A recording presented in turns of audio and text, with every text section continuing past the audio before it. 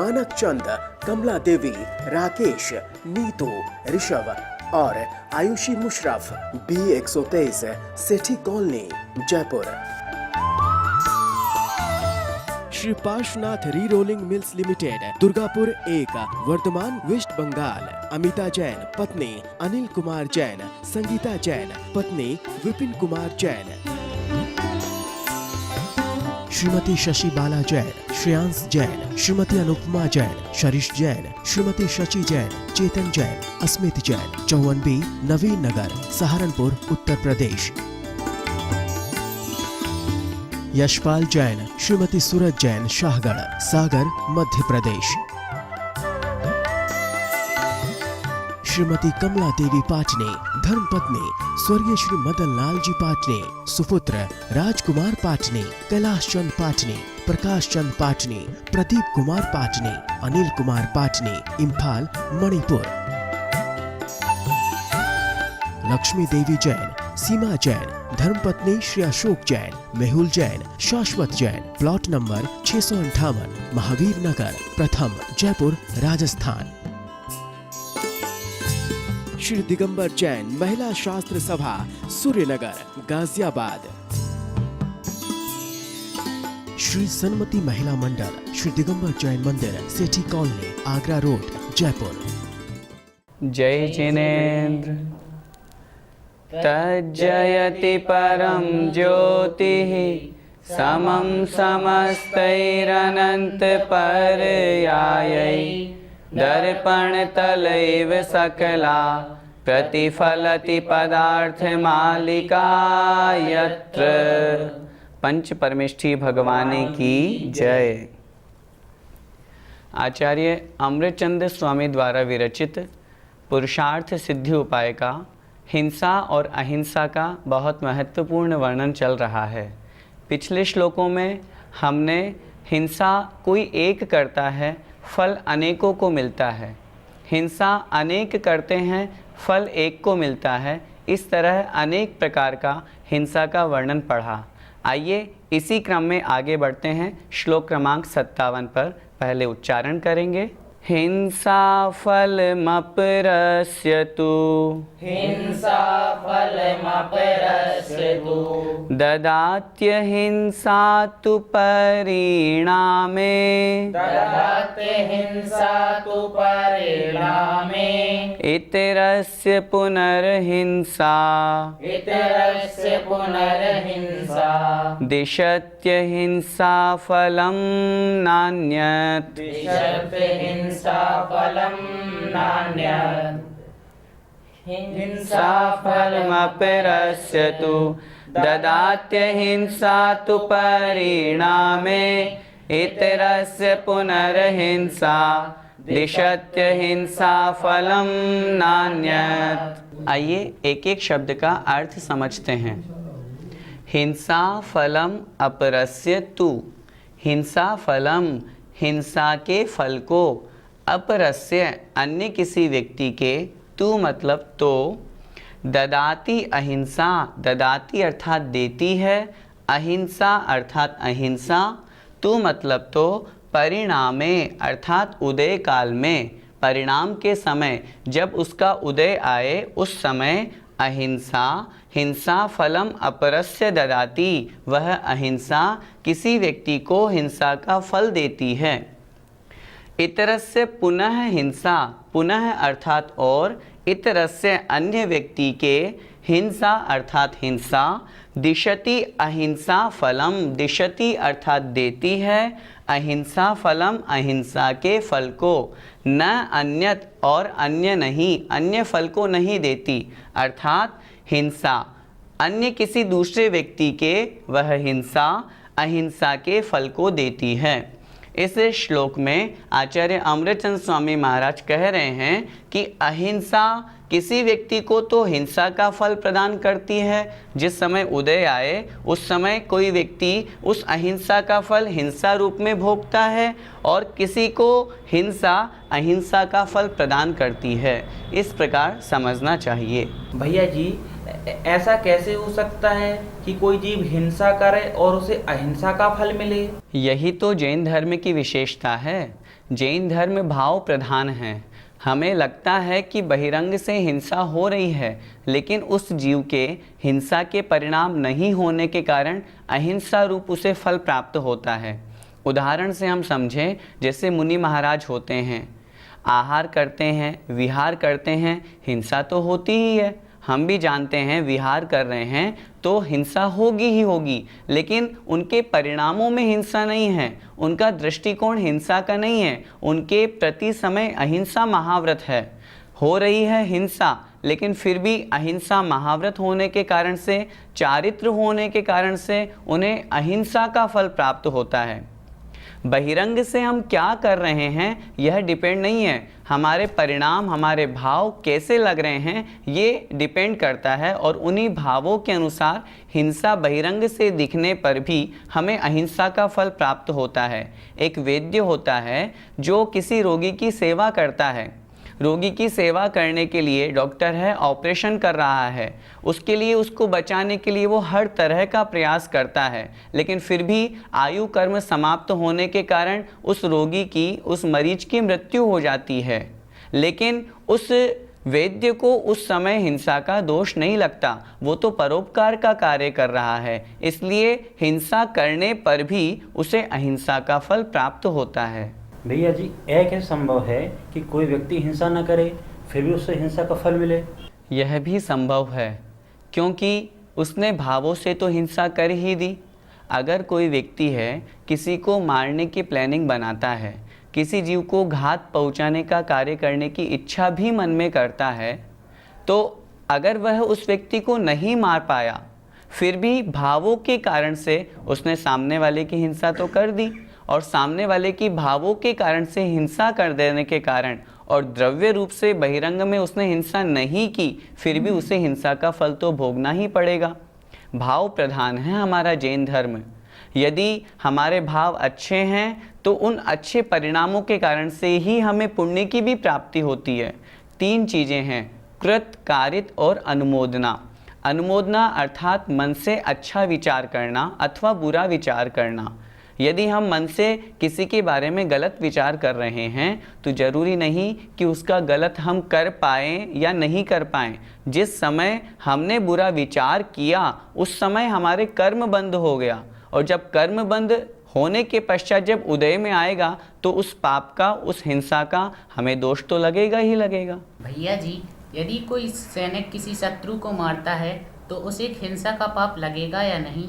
देखो, पाप तो लगेगा, क्योंकि वह किसी शत्रु की अथवा किसी भी जीव की हिंसा कर रहा है, लेकिन उसका वह पाप क्षम्य है, क्योंकि वह किसी शत्रु को मार रहा है इस उद्देश्य के साथ में, ताकि वह अपने देश की, अपने समाज की, अपने राष्ट्र की रक्षा कर सके।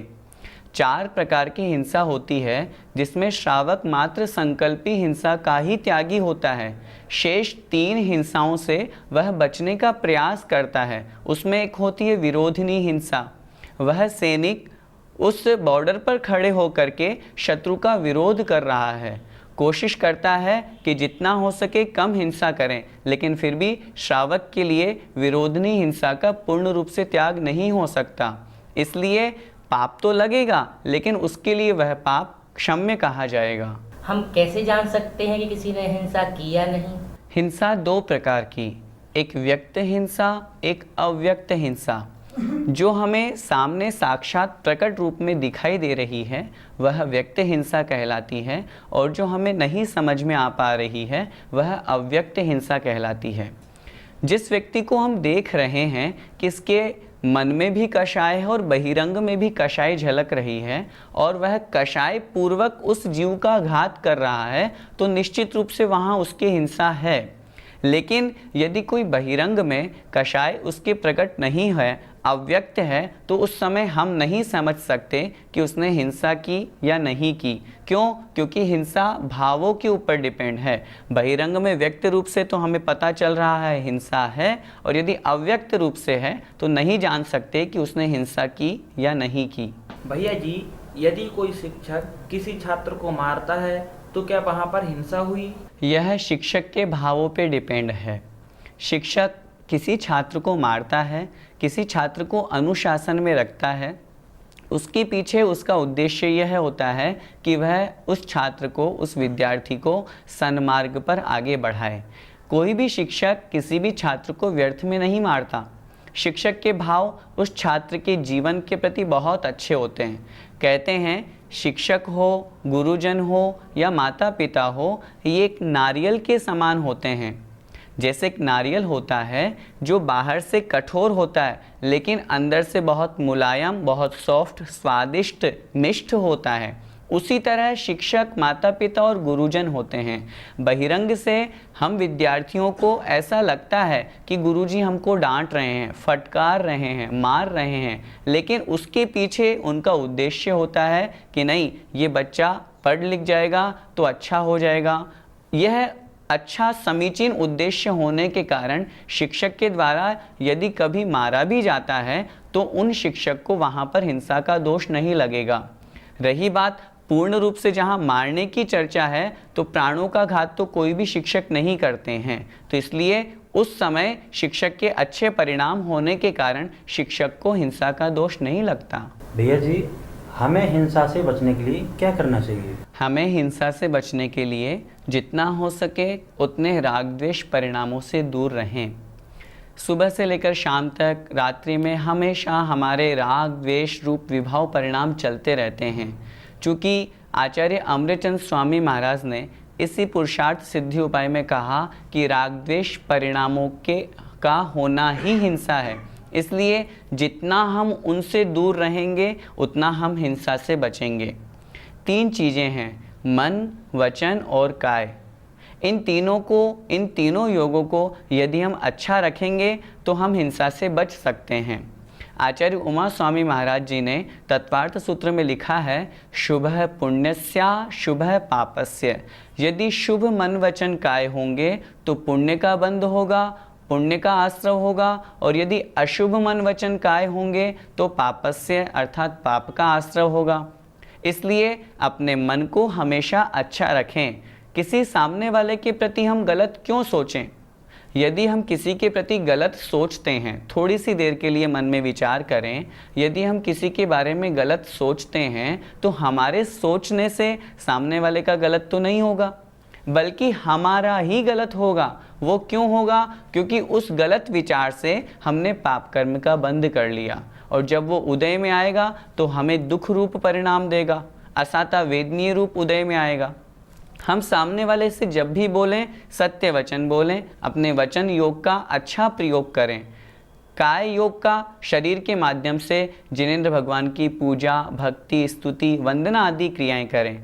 कहने का तात्पर्य, मन वचन काय को शुभ योग में लगाएंगे तो पुण्य का बंध होगा, अशुभ में लगाएंगे तो पाप का बंध होगा। इसलिए जितना हो सके हिंसा से बचने के लिए अपने योगों को शुभ रखें और राग द्वेष रूप परिणति से जितना हो सके दूर होने का प्रयास करें। इस प्रकार हमने देखा वास्तव में सारा का सारा खेल भावों का है। यदि भाव हमारे अच्छे हैं, बहिरंग में क्रिया यदि गलत भी हो रही है तो उसका हिंसा का दोष नहीं लगता, और यदि हमारे भाव खराब भी हो गए और बहिरंग में यदि अच्छी भी क्रिया है तो भी हिंसा का दोष लग ही जाता है।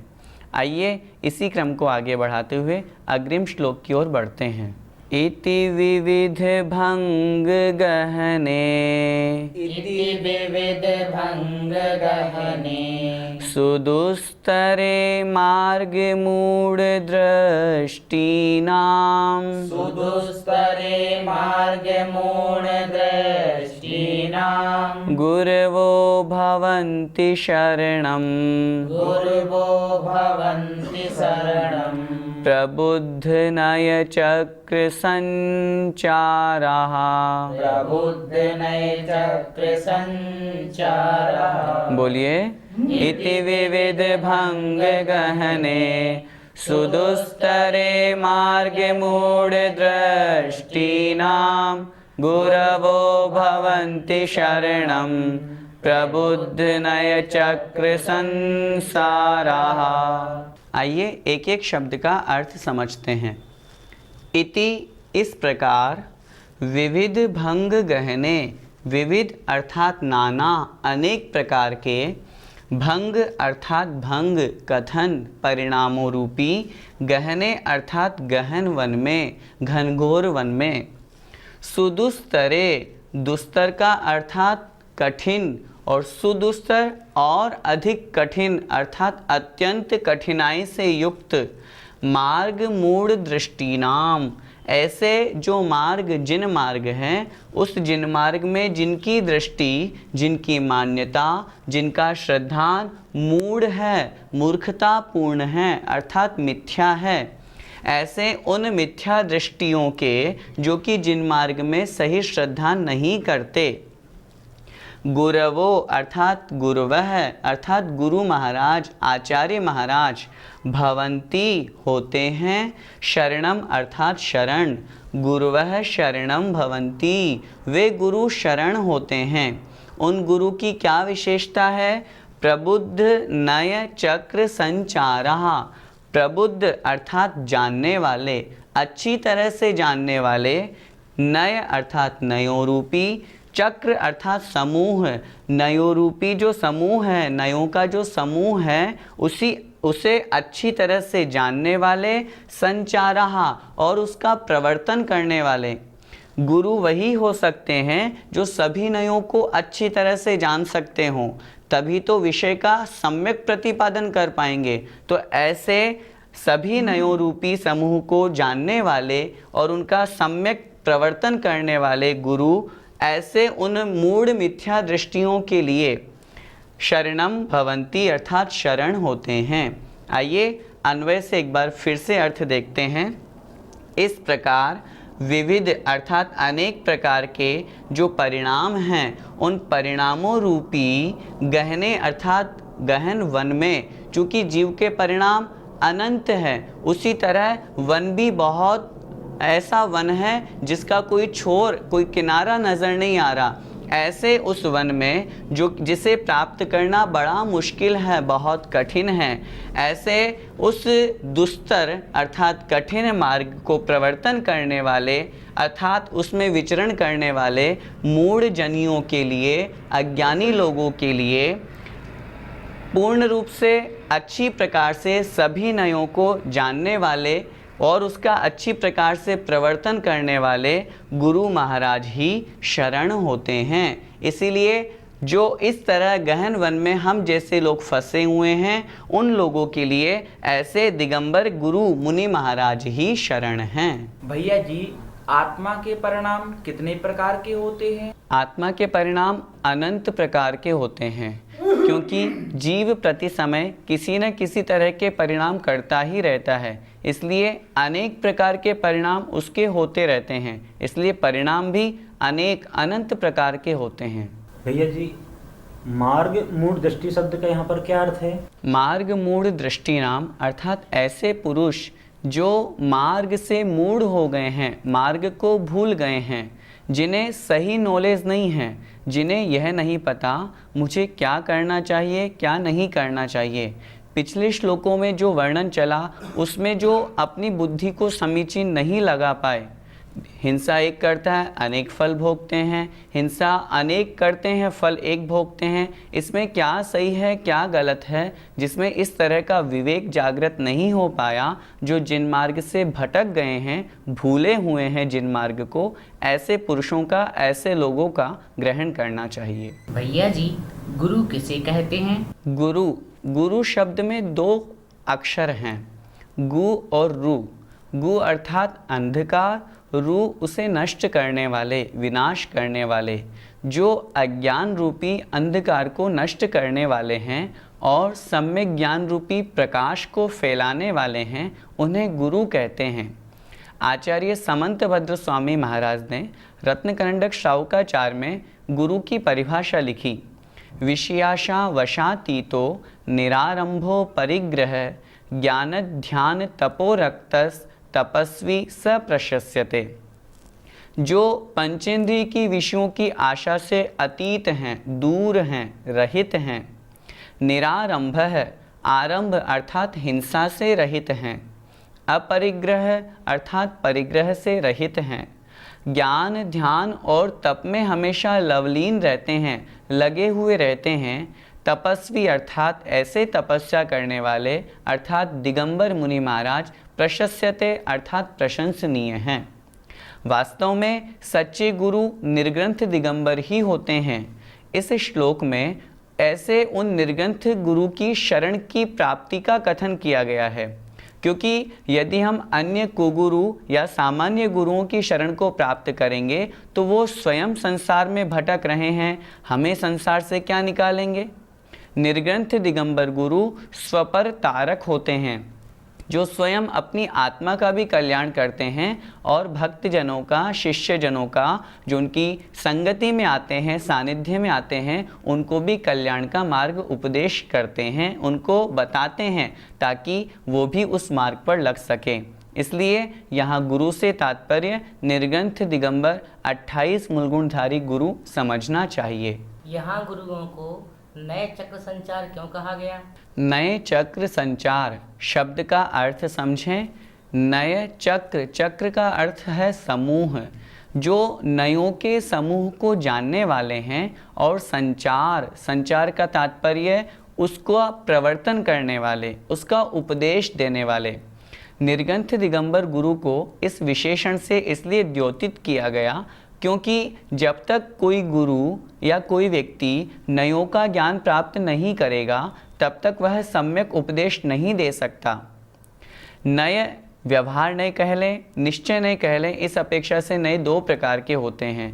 यदि किन्हीं गुरु को अगर नए का ज्ञान नहीं है तो फिर वो एक नई की अपेक्षा से ही कथन करेंगे, और एक नई की अपेक्षा से कथन करेंगे तो वह एकांतवाद हो जाएगा, और एकांतवाद मिथ्यात्व है। इसलिए सम्यक उपदेश देने वाले जो गुरु हैं उनको नयों का ज्ञान होना अति आवश्यक है, और जो निर्ग्रंथ दिगंबर गुरु होते हैं उनको नयों का अच्छी प्रकार से भली भांति ज्ञान होता ही है। तभी तो जब वो उपदेश देते हैं तो उस सामने वाला जो उपदेश ग्रहण करने वाला है उसे किस नए की अपेक्षा से, किस भंग, किस कथन की अपेक्षा से उसे उपदेश देना है, उसका ज्ञान उन्हें होता है, और इसीलिए उन्हें उपदेश देने का अधिकारी कहा गया है। भैया जी, इन गुरु की शरण में जाने से क्या होगा? आत्मा का कल्याण तो गुरु की शरण में जाने से ही होगा, क्योंकि जब तक गुरु की शरण को प्राप्त नहीं होंगे तब तक हम कैसे जानेंगे कि क्या सही है और क्या गलत है। जानकारी देने वाले, ज्ञान प्राप्त कराने वाले दो ही तो साधन हैं, एक गुरु और एक जिनवाणी माँ। जिनवाणी माँ का सम्यक प्रतिपादन भी तो गुरु के माध्यम से ही होता है, जिससे हम जान पाएंगे क्या सही है और क्या गलत है। हम कौन सी क्रिया सही करते हैं, कौन सी गलत करते हैं, ये हमें नहीं मालूम, लेकिन गुरु की शरण में जाने से, गुरु के चरण सानिध्य को प्राप्त होने से वो गुरु हमें मार्ग निर्देशित करते हैं कि ये गलत है, इसे छोड़ो, ये सही है, इसे स्वीकार करो। गुरु को इसीलिए पथ प्रदर्शक कहा जाता है, जो हमें रास्ता दिखाने वाले हैं। गुरु ऐसे होते हैं जो स्वयं उस मार्ग पर चल रहे हैं और अपने शिष्यों को भी उस मार्ग पर ले जाते हैं। इसलिए गुरु की शरण को प्राप्त होने से ही हमारे जीवन का कल्याण होता है। कहते हैं कि जिसके जीवन में गुरु नहीं उसका जीवन शुरू नहीं।